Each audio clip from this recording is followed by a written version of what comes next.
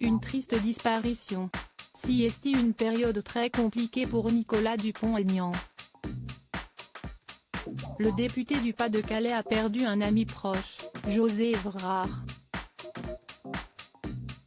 L'ancien communiste est mort à l'âge de 76 ans, des suites du Covid-19. J'ai l'immense tristesse de vous annoncer ce soir la disparition du député du Pas-de-Calais José Évrard à la suite du Covid-19, a-t-on pu lire sur le compte de Guillaume Kaznowski, son assistant. Par la suite, il a indiqué, il était hospitalisé depuis le 27 décembre, à la suite de difficultés respiratoires. Opposé à l'obligation vaccinale et au pass sanitaire, José Évrard n'avait jamais mentionné publiquement s'il était vacciné ou non. Siesti Rémi Évrard, son fils unique, qui a souhaité rétablir la vérité, dans les colonnes de l'AFP.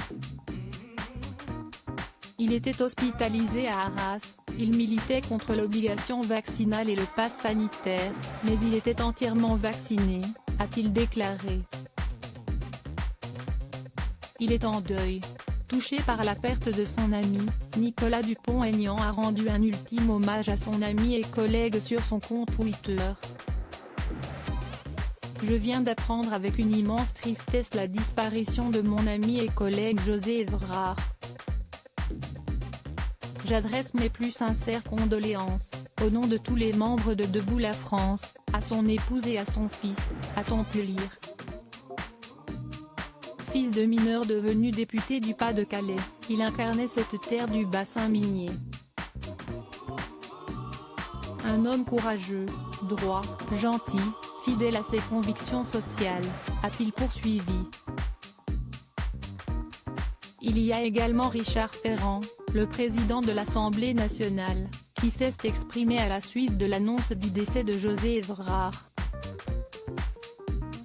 À sa femme, ses enfants, ses proches, ainsi qu'à ses collègues et collaborateurs, j'adresse mes pensées émues et solidaires dans la peine, a-t-il écrit.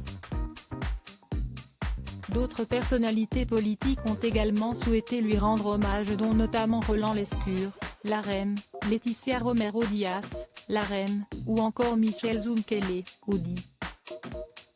José Évrard, mais qui était-il ? Militant communiste pendant 36 ans, José Évrard avait quitté le Parti communiste pour rejoindre le Front national en 2014.